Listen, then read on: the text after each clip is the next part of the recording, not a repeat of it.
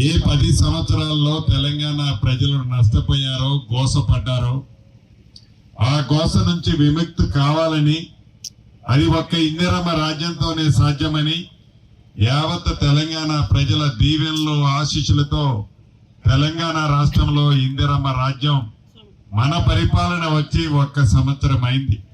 కొన్ని మీకు ఉదాహరణలు చెప్తా. ఎన్నికలకు ముందు అనేక హామీలు ఇచ్చిన మాట వాస్తవం. అనేక సందర్భాల్లో మన ఈనాటి డిప్యూటీ చీఫ్ మినిస్టర్ గారు అసెంబ్లీ సాక్షిగా ఆనాడు 10 సంవత్సరాలు పరిపాలించే ప్రభుత్వాన్ని ప్రశ్నించారు.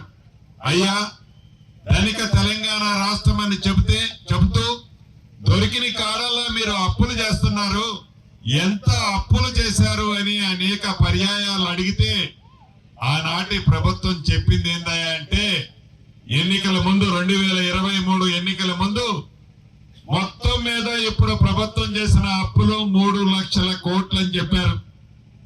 తీరా ఇందిరమ్మ ప్రభుత్వం వచ్చిన తర్వాత లెక్కలు చూస్తే అది 3 లక్షలు కాదు, 7,19,000 కోట్లు అప్పు ఉన్నమాట నిజం. ప్రతి నెల ఆనాటి ప్రభుత్వం చేసిన అప్పులు తీర్చడం కోసం అసలు మిత్తి కలిపి 6,500 కోట్ల రూపాయలు ఈనాడు ఈ ప్రభుత్వం బ్యాంకులకి గాని మిగతా సంస్థలకు గాని కడుతుంది.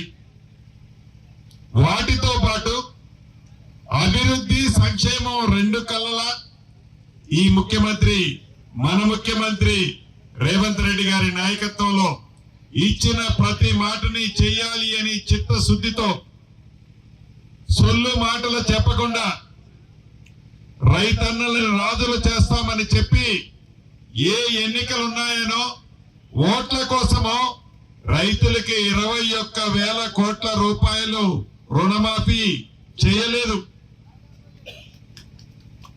అంతేకాదు, ఆ చేసిన రైతులు ఏదో గత ప్రభుత్వం లాగా ఎన్నికల ముందు చేయలే. ప్రభుత్వం ఏర్పడిన మొదటి 6 నెలలు 7 నెలల్లోనే ఈ రుణమాఫీ కార్యక్రమాన్ని చేసిన ప్రభుత్వం మన ప్రభుత్వం.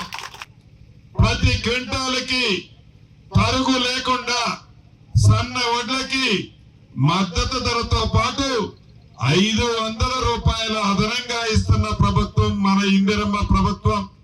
ఏదైతే ఈనాడు ప్రతిపక్షం వాళ్ళు స్కూళ్లలో పిల్లలకి ఫుడ్ సరిగ్గా లేదు, ఫుడ్ పాయిజన్ అవుతుంది, కొంతమంది పిల్లలు ఇబ్బంది పడుతున్నారని రోడ్లెక్కి ప్రచారం చేస్తున్నారు.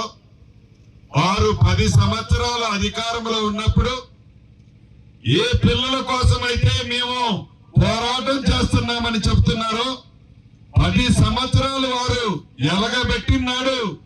ఒక్కళ్ళకు కూడా అదనంగా 1 రూపాయి మెస్ ఛార్జీలు పెంచలా, కాస్మెటిక్ ఛార్జీలు పెంచలా. ఇందిరమ్మ ప్రభుత్వంలో 40% డైట్ ఛార్జీలు పెంచడమే కాకుండా పేదోడి ఆడపిల్లలు స్కూళ్లలో చదువుకుంటే కాస్మెటిక్ ఛార్జీలు సరిపోక వాళ్ళు ఇబ్బంది పడుతుంటే సముచితంగా వాళ్ళకి భరోసా ఇచ్చిన ప్రభుత్వం మన ఇందిరమ్మ ప్రభుత్వం. ఈ యంగ్ ఇండియా ఏదైతే ఇప్పుడే మనం శంకుస్థాపన చేసుకున్నాం, యంగ్ ఇండియా ఇంటిగ్రేటెడ్ స్కూల్స్ మొదటి విడతలో రాష్ట్ర వ్యాప్తంగా 28 కాన్స్టిట్యూన్సీల్లో ఓపెన్ చేసుకున్నాం. మరిన్ని వీడియోస్ కోసం ఛానల్ ని సబ్స్క్రైబ్ చేయండి. లేటెస్ట్ అప్డేట్స్ కోసం వాట్సాప్ ఛానల్ ని ఫాలో అవ్వండి. ఆ లింక్ డిస్క్రిప్షన్ లో ఉంది.